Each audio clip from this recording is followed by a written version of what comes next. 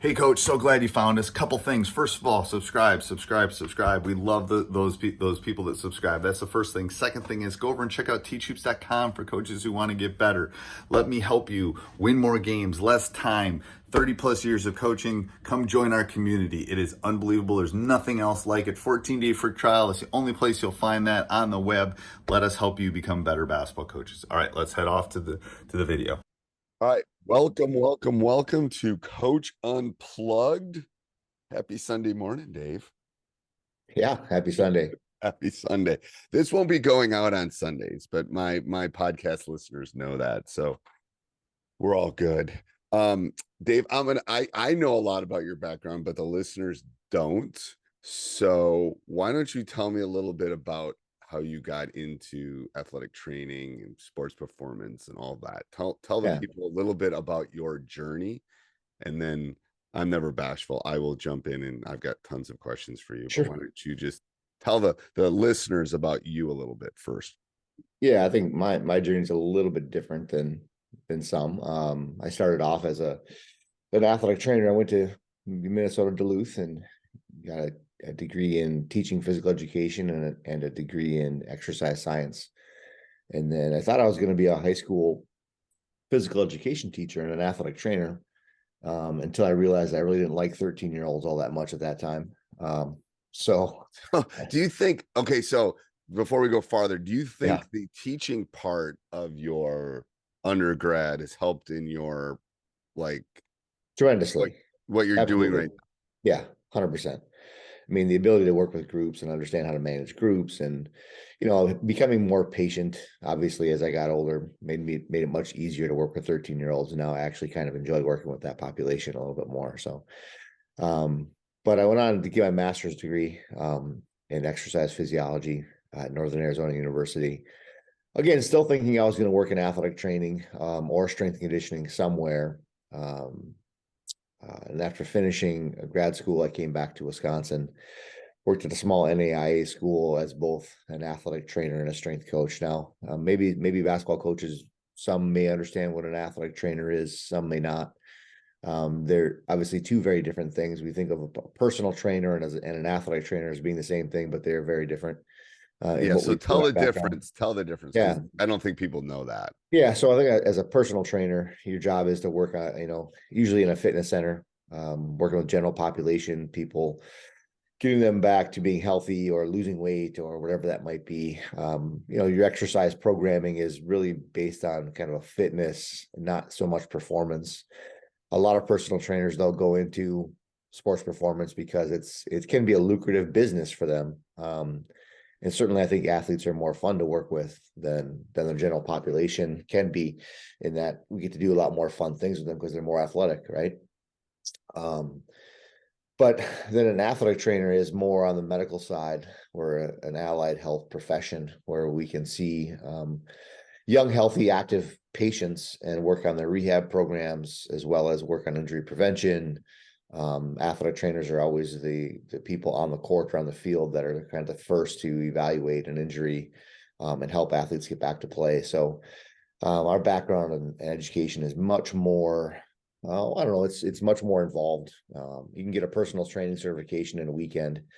You can't get an athletic training certification in a weekend. You have to get. How long does that take? Well, when I went through, we had to have 1,000 hours of athletic training experience as a student before you could even sit for the exam. In addition to that, the exam's a very strict, stringent exam. Not everybody passed it the first time. It was probably about a 50-60% pass rate for people that were coming out of a program like the one I was in. So yeah, it was a lot of hands-on experience. Did a lot of taping of ankles, did a lot of evaluating.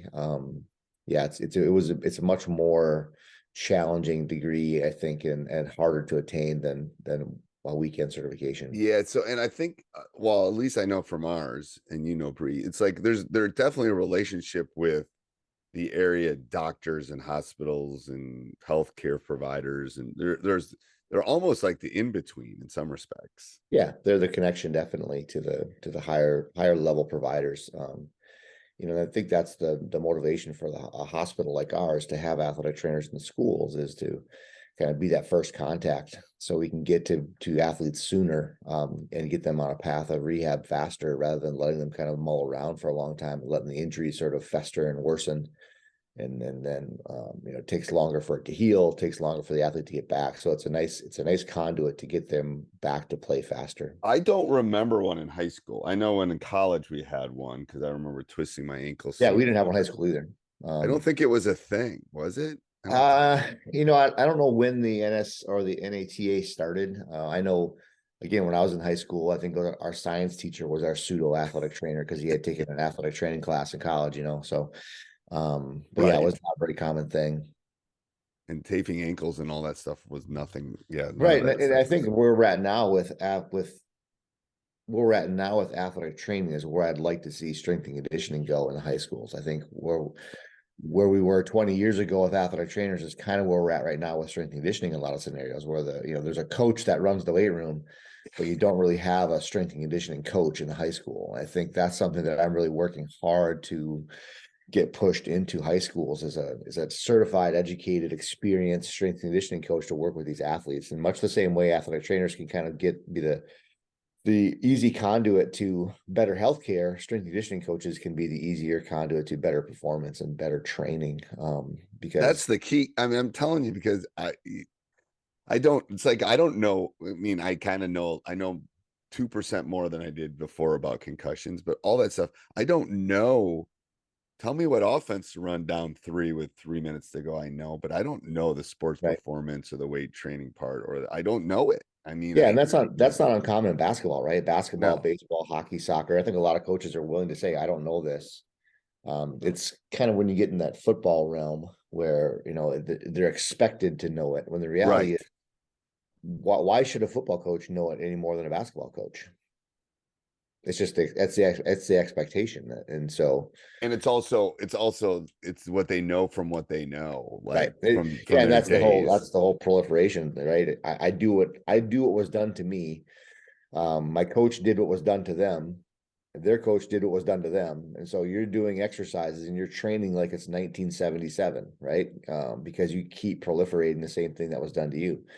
And the reality is, the world of strength and conditioning has changed drastically in the last 20 years for sure. And so just kind of continuing my path here, I was a college athletic trainer for a number of years, worked in strength and conditioning, kind of did both at a small Division III school here in Wisconsin, and then had children and decided that I didn't want to work the hours that we were working. So I moved here to Madison and been working with UW Health since 2005. So it's been a great move for us to move here and be able to start a program for UW Health Sports Performance for the sports medicine department to kind of work with young athletes, getting them to start to train the right way and be able to get better, faster, and do it in a way I think that is a much more effective way for young athletes. Okay. Yeah. So I agree. Yeah, 100%. So a couple of questions. What is the best thing that a young athlete, let's go. Well, first of all, what age do you start training? What age do you start working on sports performance? Let's do that first before the question. Well, I mean, so let's talk about sports performance. What is that? So it's really training an athlete to improve at their sport. If we're using that pure definition, that really doesn't need to happen until high school. Anything prior to that is really training that young athlete to be more athletic. So prior to high school, everything is about athleticism. Can we run faster, jump higher, throw farther? And it doesn't matter if you're a basketball player, a soccer player, a hockey player. You should be just becoming a better athlete. As we get into high school, though, things start to get more specific for sure. We're still trying to shape out the athlete to make them more athletic, but we're starting definitely to have more of a sports performance twist to it. I use a kind of a model where we really want to shape the athlete out and forge so that we can forge them into an athlete later in life, as opposed to, casting athletes into a mold like a lot of, I think, programs do, when not all athletes can fit in that mold, and it doesn't allow for a lot of individuality. So when they're high school, we can really start the sports performance side of things, and certainly when they're in college, when they're done growing, is when it might be a little earlier for girls. because they For stop sure. growing sooner, right? Absolutely. And it should be. Yeah. And that's one of the things that we're struggling with, trying to get our young female athletes to understand that they have to start strength training at a younger age. They have to. Yeah. It's not normal for them though, right? They're still afraid of the old mentality that they're going to get big and bulky, and they don't want to look too masculine. And that's all just it's all a bunch of bubkis. It's not true. It's not going to happen unless you intend it to happen. Right. But for sure, unless you want it to happen. Yeah. So what's one important thing that a young, like a younger pre-high school person can do to become more athletic? What's a specific thing to be? I agree with the multi-sports, and you and I have had this discussion on the side before about playing multiple sports, because you're using multiple things. Like if you're playing soccer versus swimming versus track versus basketball, all those things are different movements, which is one important way to, I think, get more athletic. But what's one thing a younger athlete could do? So I think, when we talk about, let's say, prepubescent, right? It's definitely multi-sport. But on top of that, it's learning how to enjoy exercise, right? So it's learning how to enjoy the concept of training. Depending on how young they are, prepubescent, we're not going to have our athletes doing, 3 sets of 5 squat reps with weight, right? We're trying to get them to learn how to squat and deadlift or hinge and press and pull and do these very important athletic movements in a way that is engaging and fun for them, because we want them to enjoy the concept of training, so that when they are of training age, they want to participate in training. They're not afraid of it. They don't think it's, not fun, or it's too much work. So that's the most important thing for a young athlete, is do things that are fun and engaging so that they enjoy the act of training. That's going to make them more athletic, because they're going to be able to get stronger faster. Strength is the foundation of everything that athleticism has to hold. Speed, power, agility, quickness. They all have a foundation of being stronger. If you get stronger, all those things come back faster and better. So yeah, I think that's the biggest thing, is make it fun so that they can get stronger sooner. Okay, so let's talk about an older 8th grader, 9th grader, 10th grader. What would be one thing of basketball, like these are basketball coaches listening, one basketball thing you would think that for sports performance? So, I think of, obviously, 8th grader, 7th grader, still in my mind, we're still in that athletic development phase. We're still trying to develop athleticism. Obviously, basketball is a very quick sport. We need that elastic kind of power, more so than just explosive power. So it's getting them to be kind of springy. But not all athletes are built springy. So it's identifying, the athletes who are, let's utilize that springiness and do some other things that can complement that. And then find the athletes who aren't as springy and try to work on some of those qualities. Does that make sense, being springy?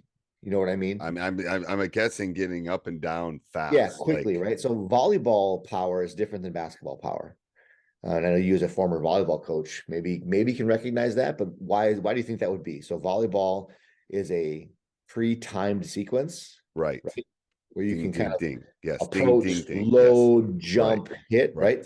Basketball is not. Basketball is reactive. Basketball, the good ones, like the good ones that rebound, literally will get the rebound before anyone knows it's a rebound. Yeah, that's that springiness. It's the Tigger. I call it the Tigger effect. Yeah, exactly. Yeah, it's reactive strength index. So I don't know if you remember back when we used to do some of the combine testing, but we used something called a 4-jump test. So they were on a mat, they jump 4 times as quick as they can, and you had an athlete that was like a 3.17 at one point in time. I won't mention his name, but he was really springy. 3.17 is a really high number. Most of our athletes are somewhere between like 2.1 and 2.5, and those are pretty athletic. Can you make me more springy? Not me, but can you make an 16-year-old more springy? Yeah, and that's, again, it comes down to being strong, because springy is stiffness. You got to have stiffness coming off the floor, but that's where there's a balancing act of being, stiff enough to be springy, but not so stiff that you're increase the risk of having a ligament injury or something like that. So that's where it really takes, some practice to make sure that we're walking that line of being explosive and springy, but not too stiff. That makes sense. Yeah. Okay. Yeah. But I think to answer your question, I think, again, at that age, it's 7th, 8th grade, these are 13, 14-year-old boys, teaching them how to lift, teaching them how to squat correctly so that when they are, again, post-puberty, and they can actually start to put on some muscle mass when their body allows them to start putting on muscle mass because it's not using all the energy for growth. They know how to move correctly in the weight room and become really good at moving correctly in the weight room. It doesn't mean I want them to be weightlifters, right? Right. I don't want them to be power lifters. I don't want them to be weightlifters. I want them to be athletes who know how to lift well. Right. Okay. What do you do anything with like the mental aspect of the game? Yeah, I mean, there's always stuff included in our training that has some mental side to it, whether it's processing or it's motor control, neurocognitive stuff. We include a lot of neurocognitive where they have to make decisions. As far as, sports psychology, we do talk about it. We try not to step on other professionals' toes too much, right? Yeah. I Yes. mean, we have sports psychologists in our sports medicine department that specialize in that. But certainly we talk about positive self-talk and imagery, All that stuff. and all Yeah. that stuff, sure. What about nutritional stuff? Do you have like, is that same thing? Don't want to step Yeah, on same someone's idea, toes? right? So we do talk about it. We talk about it more from a fueling standpoint, Yeah. as a nutritionist would as well. But we do have sports nutritionists that are in our department as well. But when we talk to a young athlete, we're talking to them about, hey, how it's very important for nutrition to recover. This all the work that you do with us in the weight room and on the field and the speed work that we do, if you don't recover from it, you don't reap the benefits of it. And in order to Right. recover from it, you need to have good nutrition, which means you need to eat good foods. You need to hydrate, you need to sleep, you need to manage your stress levels, all those things. You know what I've noticed with my guys over the last 5 to 7 years is lack of sleep, which I think is partly the electronic thing. Yep. And I don't think they're eating as well. I No. think they're definitely dehydrated. Like I have a hydration scale on my wall that's like 1 to 8, and most of them are dehydrated. But a lot of them are just not eating well, and they're not getting enough sleep. Yeah, it's hard to get them to eat well for sure, because obviously, they're not in control of their menu all the time. Yeah. When they're at school, they're not in control of it. When they're at home, in some cases, they're not in control of it. So it's really trying to get to the parents and educate the parents on what proper nutrition looks like. What whole foods look like versus box foods. Right. It means to have servings of vegetables with every meal. Right. I think a lot of families that aren't getting that. So yeah, that's really important to be able to educate them on it. But it's not necessarily educating the athlete, it's educating the parent. I know. And part of it is they don't, like I always say, it's like the gas you put in you're not going to put like, water in your gas tank of Right. your car. Like it's not going to run. Like, Yeah, but what I always get afraid of is let's not make them too fearful that every nutrition decision they make is going to make or break them, right? Because right. really, when it comes down to it, it's about having a good approach to eating. Right. And you don't have to be perfect. Yeah. Nobody's going to be perfect, but it's having them understand that if you have a choice between, a piece of fruit with a skin on it and a box of Pop-Tarts, pick the Right. piece of fruit with the skin on it, right? Right. It's about making the right choices most of the time. Right. And the problem is with their bodies, most of it doesn't. You get away with it. They can get away with it. They can get away with eating a box of Pop-Tarts before a basketball game. They'll be okay. Right. They may not notice any difference whatsoever, but over time, if that's all they ever did, they'll start to notice a difference. Yeah. I don't know. I mean, yeah. Here's a question I have for you. Can you improve foot speed? Good question. So what is foot speed? Foot speed is that quickness that coaches talk about, right? So I'm going to tell you, from my team this year, we had a little bit of a hard time keeping people in front of us. Mhm. You know what I'm saying? Like, so I know do. the game of basketball. So we had a hard time closing out. So for all the basketball coaches, we had a hard time closing out with urgency and then being able to react and keep them in front. Yep. I don't see it getting any better next year. So is that a skill that they can work on, and how would they work on that? it is. I mean, there's 3 parts to it. One is intent, right? Do you have the effort? Do you want to get there quickly, or do you not really care? So it's about getting the athletes who have intent to be to be high energy guys. 2 is about reaction, reading and reacting. Like you said, keeping people in front of you. Some of it's about being quick, but some of it's about also anticipating and reading your opponent's body language to determine what are they going to do here? Are they going to go this way? Are they going that way? Based on their foot positioning, based on their trunk positioning, based on the ball position, what are their options? And what I always try to tell athletes to do is take away half their options. If you take away half their options, you are going to be quicker, because now they can't go 2 ways. They can only go 1 way. And now, when they start to move, they can only go that one direction. So it's going to make you look quicker as a defenseman. And then 3, that foot speed, that ever popular foot speed that coaches want. My athletes' feet aren't quick. What do I do? So they put them in an agility ladder, and they have them move their feet really quickly in and out of the ladder. The problem with that is, I don't care how fast you move your feet if your body doesn't move.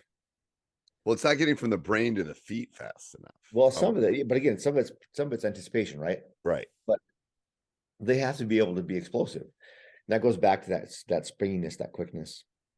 It's developing that athlete's ability to move their body mass laterally. Again, I think going back to the agility ladders, too many coaches use agility ladders and think that's going to make their athletes quicker. But if their feet are moving, but their body's not moving, it doesn't matter. Now you're just stepping, but you're not going anywhere. That makes sense? Right. And be able to step and go somewhere. Part of the way I did this was like we'd simulate it.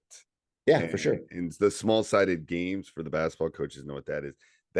That seemed to help as the season went on, because I think you're right. Part of it was anticipation, part of it was effort, and part of it was, that like, okay, what am I going to do here? Which way are we pushing this person? Do I have I think that all those things, I think, were built into that small-sided without me even knowing it, to be honest. Well, there's for sure, there's the mental side of that for sure. But again, I think there's always that physical side that we can get better at. One thing I always work on with all my athletes, I call it the first 3 steps. Everything we do is about explosive first 3 steps. No matter what we're doing, if we're moving laterally, it's about explosive first 3 steps. If you think about in basketball, when are you ever going to shuffle more than 3 steps in any direction? Never. Right. Never. So it's about explosive first 3 steps, which in shuffling is about 2 shuffles, and then you're doing something else. We don't shuffle at all anymore. No, it's a quick, just to keep your body positioned here. It's a quick, and then you're doing something else. Right. So we always are just talking about that first 3 steps, being explosive in that first 3 steps. So everything is about just getting them in the right body posture and getting them the strength and speed and power they need to be able to be explosive in those first 3 steps. Yeah, I love that. I mean, that's true. It's like, it's like an old coach saying foot speed. Yeah. So what do you think's the most important strength thing for, so basketball players need to be strong, but they don't need to be bulky. You know what I mean? Yeah. And just the fact that you say that bulky it's really interesting to me that people still think that if you strength train, you automatically will become big and bulky. Right. You will not. Right. The only way you will is if you intend to become big and bulky. And part of that is because we strength train. We don't.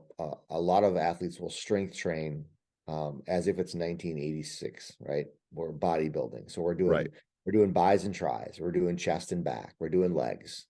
And we're burning those muscles out with every lift that we do, right? So we're doing 5 different exercises for my bicep. So we get a pump. So we get a burn. So then we can hopefully recover and get bigger muscles, because bigger muscles look more attractive. The unfortunate thing is that's not athletic. That's body. That's aesthetic training. Right. There's a time and a place, right? There's some athletes I want to get bigger and stronger. There's some hockey players I want them to be bigger and stronger. And there's some of my basketball players. There's basketball players. We need to, especially again when they're post puberty, right? Right. When they're 6'6", 160 pounds, when they're done growing, all right, now it's time to start eating and start putting some muscle mass on. But we don't have to train like a bodybuilder to put some muscle mass on necessarily, as long as we do some things right. We want to train like athletes. So the biggest thing that we try to do is get them to understand how to train like an athlete. It means that we're training to be explosive, or it means that we're training to be strong, obviously, so that we can be more athletic. Think of it this way. Strength training, I said this before, strength training is the foundation of everything athletic. Why do we strength train? We strength train so we can move better. Right. What does moving better look like? Well, moving better is moving faster, moving higher, moving farther, right? So we get stronger so we can move better. Why do we move better? We move better so when we go to practice, now we can practice better. So now I can do all the practice skills faster, farther, higher. Why do I practice? So I can play better. So now if I practice better and I've got better practice skills, now I can play better. Right. So strength training is not competition, but strength training lays the foundation so I can do everything up to competition better so that my competition gets improved. Does that make sense? Yeah, I mean, but there has to be well, from someone that's not a there has to be a strength element to the game though, like physicality, at Oh, for least, sure. you know what I mean? And Yeah. you're talking about hockey, but I'm talking about basketball. It's like I just see at times, especially some of my smaller guards, just like they'll go against a stronger guard, and you can notice they're fit. They're not getting. They're literally getting beat up. They're not, but Yeah, you know what I mean. for sure. They're Yeah, they're not strong. they're not strong. But again, that's part of the game, right? Is being Right. able to move your body through space stronger, faster, farther, right? And so getting strong, what are the key components of getting strong for a basketball player? It's obviously everything. It's getting stronger lower body, stronger upper body. But again, it's not about buys and tries. It's about how strong can I push? How strong can I pull? In the lower body, it's how strong can I squat? How strong can I hinge or deadlift? Deadlift gets a really bad name, especially in the basketball world, because our levers are so long in basketball that deadlifting is really hard for basketball players. Well, it's really hard, but it's really great for developing their low back strength. Right. So they can not have low back injuries. Believe it or not, deadlifts are great at preventing low back injuries, not causing them. The thing that causes low back injuries with deadlifting is progressing too fast with weight, trying to do too much too soon, and not knowing how to do them correctly. So if I can do those four things with my basketball athletes, and then once they get good at those, start adding in some explosive kinds of lifting techniques like Olympic lifts, variations of Olympic lifts, now I can take that stronger athlete and make them more powerful. And I guarantee you that athlete, after a year's worth of training, is going to be a very different athlete on the basketball court than they were the previous year. Right. And so what do you think? So for a basketball player is probably different than, I don't know, a football player or a hockey player, but is it about reps and not weight? Is it about Opposite. It's about weight, not reps. really? Yeah. Yeah. Because it's strength, right? We want to get stronger. Right. Um, So you if I want can more do weight, 20 less reps. repetitions, yeah, more weight, less reps. But again, with good technique. And again, that's where the two seem to kind of converge and we have problems with that, because if I put more weight on a movement pattern that's not done well, the movement pattern is going to break down. It's going to look awful, and the athlete's probably going to get injured. But as a coach, what we have to do is recognize, where's that tipping point? How much can I load this athlete and have them perform the movement with good technique? And then over time, slowly add weight to that movement pattern. And that's what gets them stronger in time. It's not repetitions. Again, that's a bodybuilding mentality, Right. where we need to do higher volume stuff. No, it's not volume. Volume is what gets people injured, believe it or not, right? Your basketball players get stress fractures in their feet for running up and down the court so Too often. much. Yeah. Volume, not Right. intensity. It's not that they ran too fast. It's that they ran too many times. Do you see that? Do you see so that's a good side question. Do you see over usage? Oh, absolutely. Especially in that young population. They just do too much stuff. They don't do it intense enough, but they do too much of it. So here's what I think we see now. We see athletes that substitute that, we talked about, that intent or that effort, which is hard. But if they don't want to give that intent, that effort, they want the perception of doing a good job of working out or working hard. So they do more volume. More volume is equally as hard. It just takes longer and it beats up your body more. So you get more tired, but have you gotten much out of it? And the answer is no. And that's the same thing with this whole weight training idea, that I don't want more volume. I don't want more reps.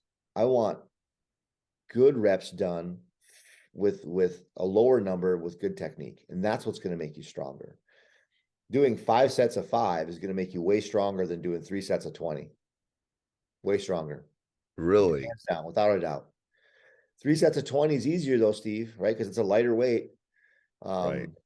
It's easier to do. It's easier to coach even, because now I'm doing things that are not very, I can't, 20 reps of a squat is pretty ridiculous if you think about it. So we're not doing squats, we're doing lunges, or we're doing Right. step ups or those kind of exercises that don't take much to coach. And that's, again, it goes back to the idea that that's why we need coaches. We need strength coaches in our high school weight rooms, teaching our young athletes how to lift correctly so that we can do the right things. Yeah, that's it. Yeah. Okay. So what so oops, sorry, I hit the mic. What is the hardest thing for a basketball non-lifter in the weight room? Well, I mean, what is it, getting Squatting. over the obstacle of actually having to get stronger? What's the biggest obstacle you see? Well, I think a lot of, because of their body type, most basketball players are what we call an ectomorph, which means they're tall, thin, lean. Those are what a bodybuilding profession would call hard gainers. They have a hard time putting on muscle mass just because that's how they're built. But they still can. Everybody can. It's just a matter of how you train it and how you do it. So putting on some mass in those tall, thin athletes is challenging. I think technically tall players have a really hard time with squatting and deadlifting just because their femurs are generally so long that it makes them hard. And if they're lacking some ankle mobility, or if they're lacking some hip mobility, both of those movement patterns become challenging. And so what ends up happening, we end up shying away from those exercises, when the reality is those are exactly what they need to build the strength to be able to withstand the running up and down the court so many times, and being able to withstand those forces that their body needs to be able to undergo, so that they're not putting so much stress on their bones and their soft tissues, because they've gotten stronger and gotten their muscles to be able to do it. Right. So what do you see for injuries? What do you see as a sports performance coach? What do you It's see neat, right? injuries? Huh? Obviously, there's acute injuries. Let's not talk about the acute injuries. We all know about those ankle sprains and knee ligament injuries, those kind of things. Everybody knows about those. It's And those have been around forever. they have been, and they're not going anywhere. They're not preventable. You step on somebody's foot, you're going to roll your ankle. I don't care how many balance drills you've done on a soft blue device. You're going to roll your ankle. It doesn't matter. Right. If you land awkwardly and your knee collapses and you tear your ligament in your knee, that to me is preventable because you didn't land on somebody. Now, if somebody pushes you or you land and avoid hitting somebody and you do that, that's maybe not preventable. Let's not talk about those. Let's talk about the overuse injuries. And the number one we see are obviously like jumper's knee, or patellar tendinopathy, where the patellar tendon gets kind of sick and weak, especially in these younger kids. And they're really young. It's things like Osgood-Schlatter's, which is another knee pain. I wouldn't call it an injury necessarily, but it's a growth pain from excessive running up and down the court and jumping, using your quadriceps a lot. That's really what it comes down to, though, Steve, is these athletes at a young age are doing a lot of volume, and they're using their quadriceps, or the muscle, the big front thigh muscle, extensively. They don't use their hips, their glutes, and their hamstrings very well. So they're putting an excessive load through the front of their knee, through their quadricep. And that changes their whole biomechanics. And that puts a lot of stress on those ligaments and puts a lot of stress on those tendons. And that's where I think we see the biggest problem is how our athletes move. And I jokingly kind of blame basketball coaches for this, because I remember being in 8th grade basketball. The only time I played basketball in my life was 8th grade. But That's good. Hockey player. I remember the basketball coach giving you 3 cues to be in an athletic position. Okay, here were the 3 cues: on your toes, bend your knees, chest up. That sound familiar? It does. What is it? What position does that put you in if you think about it? Athletic. Puts you in a very vertical trunk position with your heels off the ground, your knees thrust forward, your chest vertical. So now you're loading your knees. Yeah. All you're doing is loading your knees.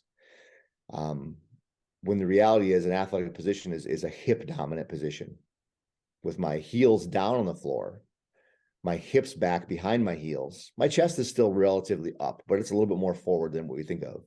And now what I get to use in that posture is I get to use my quads, my hamstrings, and my glutes, not just my quads. And if I think about athletically, that's going to be much better for any basketball player than that one unilateral position. And do you think it's hard for young athletes to learn an athletic position, to learn how to run, to learn how their gait, and that Yeah, some I people think it's natural, but right. So here's the deal. You have to get to them younger, and that's where the training part comes in. For boys between the ages of about 8 and 11 is something called the golden age of skill development, which is when their body is not growing very fast, but their brain is growing very fast. It's a great time to learn skills. So if we can teach them athletic position at those younger ages, it's easy for them to pick it up.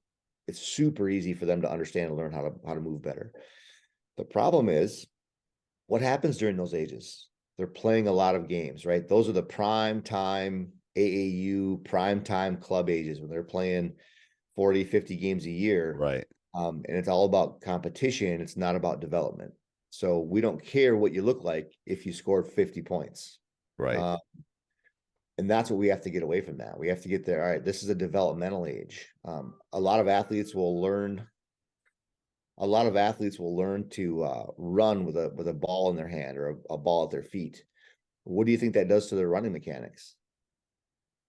Messes it up, I'm Yeah, it messes guessing. it up, right? So if they learn to sprint with a basketball in their hand, that's the only time they ever sprinted was the basketball at their hand or a soccer ball at their feet. It's going to change how they run. They're going to run more upright. They're going to run more stiff. They're going to run. They're not going to sprint well, right? So we need to get these athletes sprinting without these implements too. It's not bad. Don't get me wrong. Again, I want athletes to play multiple sports, but I also want them to participate in some developmental training too to help round them out. So it almost needs to be built into the programs because Yeah. again, these youth coaches don't know. Nope. Yeah. Absolutely. That's what we're trying to do with a lot of our area coaches is let them come in and do the skill work. And then we'll take them and do the sports performance work. We'll get them working on sprinting as fast as they can without an implement in their hands or at their feet. Again, don't get me wrong. At some point, it's important that they learn to sprint with that implement in their hands at their feet. Absolutely. But let's teach them how to do it without that interference first, and then let's put the interference in. So okay, yes, So I have a question. So let's say I have a ninth grader, not super strong. How long would it take him to get more to not get to get stronger? To Yeah. basically, that's what I'm gonna say. Not like bulked, but stronger. Well, so the way we measure strength is pretty archaic still, right? So it's can you move 5 pounds more than you did last time? Right. Right. I get it. It's a pretty archaic approach. So when are you going to start to notice that? Well, in a squat, you're going to notice that you're going to notice that in a week. In a Right. bench press, you're going to notice that in 2 weeks. So athletes will get stronger the second you start training them. They'll get stronger. It's just, can we measure it, right? Is it a measurable strength gain? When are you as a basketball coach going to notice that there's a difference in this athlete's either appearance, posture, or performance? It's going to take a few months. Okay. Right? It's going to take 3 or 4 months. And then if they do it consistently 3-4 times a week, if you didn't see that athlete for 3 or 4 weeks, 3 or 4 months, and they came on your court, you'd be like, wow, that kid's changed. Right. And you would notice it. The problem we have though, Steve, is it does take long, right? We're in a fast food society. We want it now. TikTok, we're a TikTok society. Yeah. Right. We want it now, right? And so the number one thing is consistency. And if we don't have athletes who are consistent with their workouts, they're not going to see the benefit. If they come once a week, every other week, you're not going to see any benefit of that. And so what's the minimum you see somebody at least twice a week? twice a week. In season, we'll do it once a week in season. Right. So if we have a basketball player who's playing, I still want to get them in Sunday nights, maybe, just to get a lift in, just so that all the work that they did in the off season isn't going to vain. It's at least gives them something to do. Ideally, it's twice a week. Even in season, it's twice a week. Really? Okay. In off season, we train 3 times a week, so we don't train more than that. And I'm in a high school right now where we do train 4 times a week, just because that's what we have available to us. So they're shorter lifts and they're split lifts. So the reality is we're training, one pattern twice a week, but we're training, 4 different patterns. So 4 times a week works with that system. Yeah. Yeah. So no, I'm just trying to, so someone's listening to this and they're going, yeah, I want to do this. I want to do this. I want to do this. I'm in Tennessee, or I'm in is there and I don't have anybody. I'm in a school of 200. What do I do? Yeah. Because that's why I know I know there's listeners that are going, oh, I agree with all this, but I If you don't live ask, in a town of 250,000. I don't live in. So what's the solution? if you were the radio show host of an AM radio and we were doing this 25 years ago, Steve, I wouldn't really have an answer for you. I'd tell you, well, you got to go find a strength coach in your town, right? Well, the beauty of this is we're not, it's 2023. There are resources everywhere, and those resources are not Google. Those resources, Why aren't they Google? Because that's the first place people go. because you can't trust what you're going to see on Google, right? Anybody can post something up there. Yep. It's not going to be a proven method. It's not going to be a tested method. It's going to be, you're going to find things, how to improve your vertical jump 12 inches in 6 weeks. Which is it's a bunch of, it's BS. Right. It's stuff that's put up there to sell a program. But there are reputable systems out there. Train Heroic has a marketplace, which is an app that you can buy. Actually, it's a free app, and you can download programs from strength and conditioning coaches in our profession that load programs up there that you can download as an individual athlete in Tennessee who doesn't have any access to anybody, that they can go through a workout. And how will they know if they're doing it right? So that's a good question, and that's always the challenge with remote training.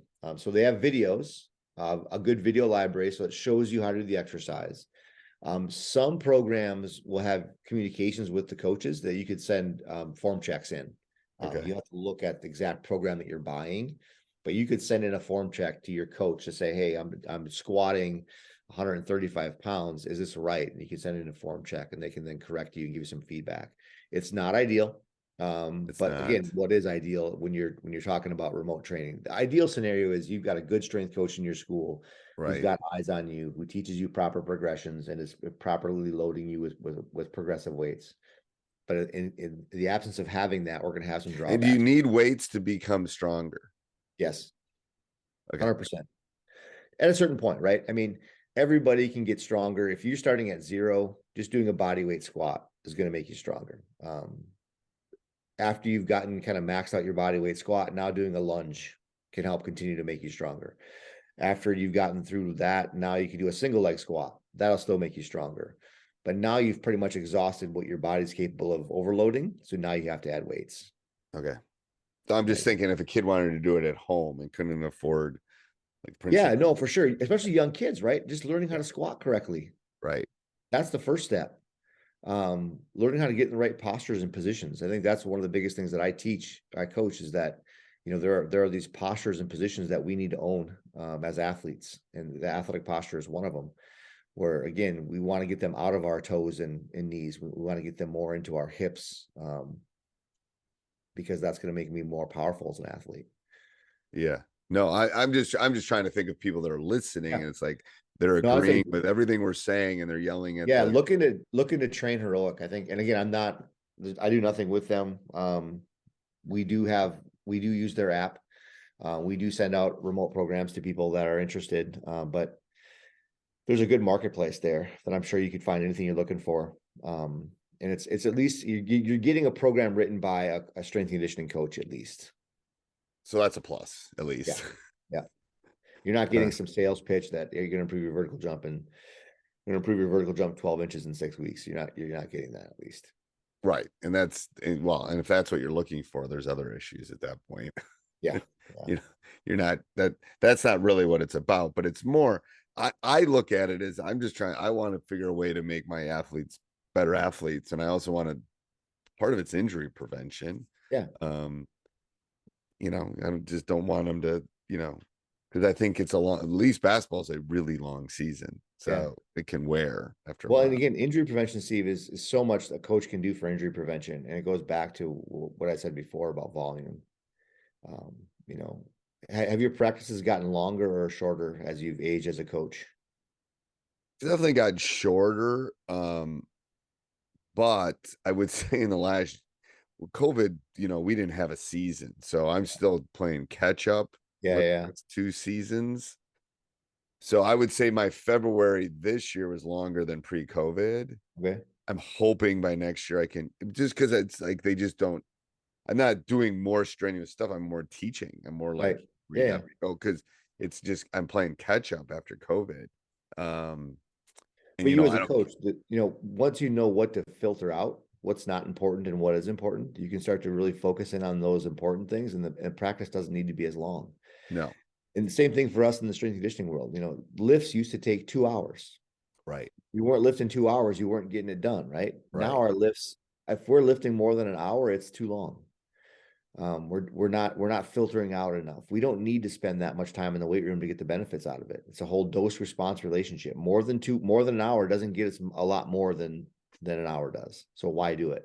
And so if you had, let's say I gave you player X on my team and I said, I'm going to give you him 3 days a week for the next 3 months, what major lifts are you going to do?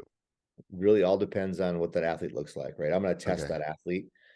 I'm gonna do some performance tests on the athlete, looking at the explosiveness, the power, the quickness, the speed, the strength, and based on what I see, we're going to create a program that is designed for that athlete. But again, Steve, that's much different than a team, right? So if you're bringing a team of 15 players into me, we're Right. still going to do some testing. And we're still going to do some assessments, but we may not get to where every athlete is doing exactly what they need to do in all scenarios. Now, if you are the Lakers and my whole job is to work with your one team, then Right. every athlete is treated as an individual. Right. But in a high school setting where you have one strength coach who's working with 500 athletes, the expectation can't be that every athlete's getting exactly what they need, but they're all going to get something that's very close to what they need.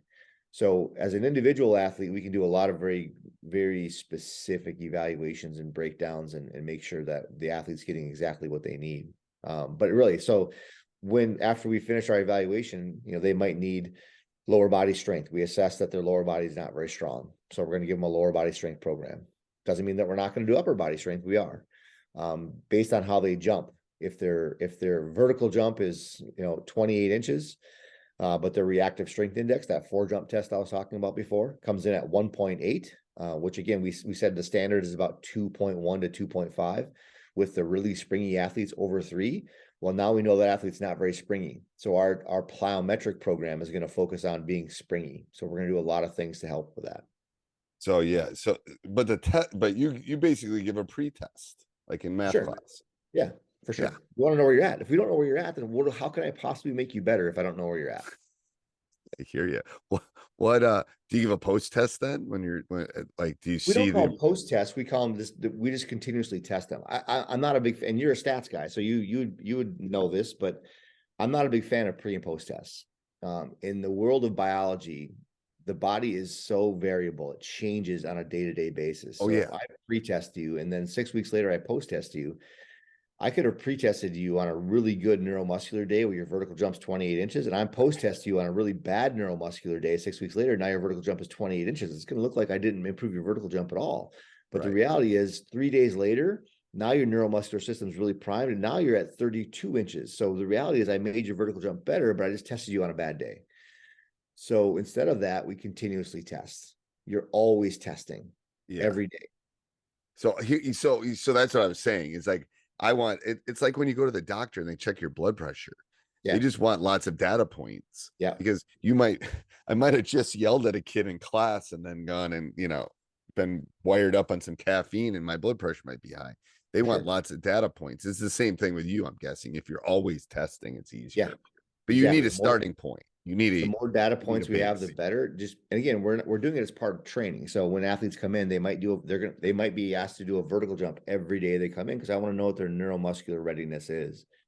But as part of doing that, we're also getting their vertical jump measured every day to see, are they getting better? And over the course of 6 weeks, they're going to get better, but some days are going to be better than others. But yeah, I think that's really important to understand, is that, when we're testing athletes, the pre-post test mentality is not a good approach, because it could be very in flux depending on how the athlete is that day.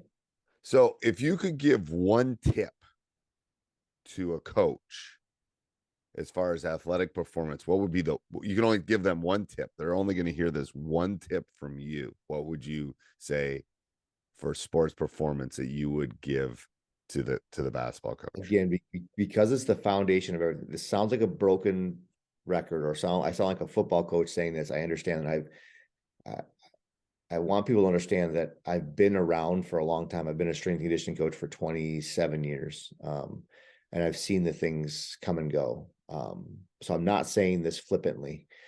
Get your kids stronger. Get your athletes, get them started strength training as soon as you feel like they're psychologically ready to be committed to it. Get them stronger, because it's the foundation of everything.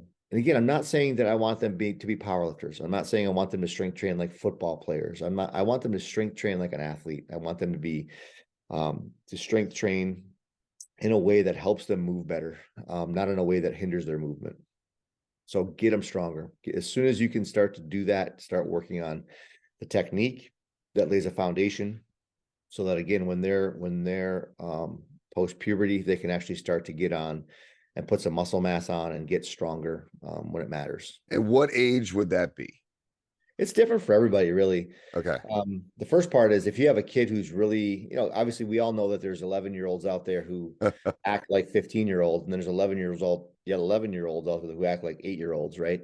Right. So it really depends on that. Are they psychologically, cognitively ready to start something like that? Are they willing to listen and do what's being asked of them, or are they too squirrely? Right. Handle it. So that's the first part.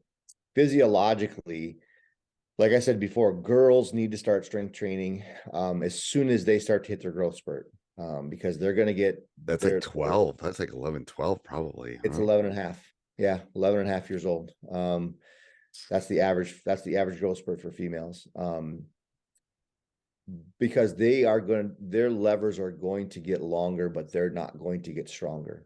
Right. Which puts them at higher risk for injury. When's boys big one? Boys is 13.5, 13.7 actually, but 13 and a half years old. So with boys though, when boys go through their growth spurt, they have what's called a neuromuscular growth spurt as well. So their nervous system improves in its contraction velocity, so it can contract muscles harder. So they actually do get a little stronger automatically when they grow. And do boys get more than one growth spurt? Yeah. No, you have one growth spurt. Some are longer than others, or some might come in little waves, but yeah, everybody's got one adolescent growth spurt. And when does that stop? Like you can have a growth spurt from 13 to 18? Not usually, but it's possible. Usually what's going to happen is that it's about 18 to 24 months is your growth from the time of the onset of your growth spurt to the exit of your growth spurt. But you have to think of it as a line, right? So you're growing fast, your peak, and then you come down, but you're still growing fast. But you're still growing. You're it's on your coming way down until you're not growing anymore. Okay. That makes sense. I don't think there's ever, maybe there's cases of athletes who've had multiple growth spurts, but usually it's one long growth spurt that just kind of continues and slows down a little bit. Yeah. Yeah. And then it slows, and then you only do it. And then all of a sudden now you're an adult. Well, now once you're an adult, your body can utilize all those resources toward, putting on muscle mass and getting stronger. It doesn't have to utilize those resources toward making your bones longer and connective tissue longer and all that stuff.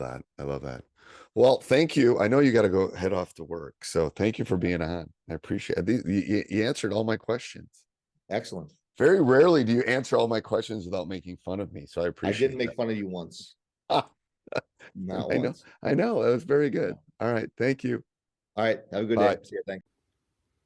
Hey, Coach, so glad you enjoyed the video. Subscribe and like, and go over and check out teachhoops.com for coaches who want to get better.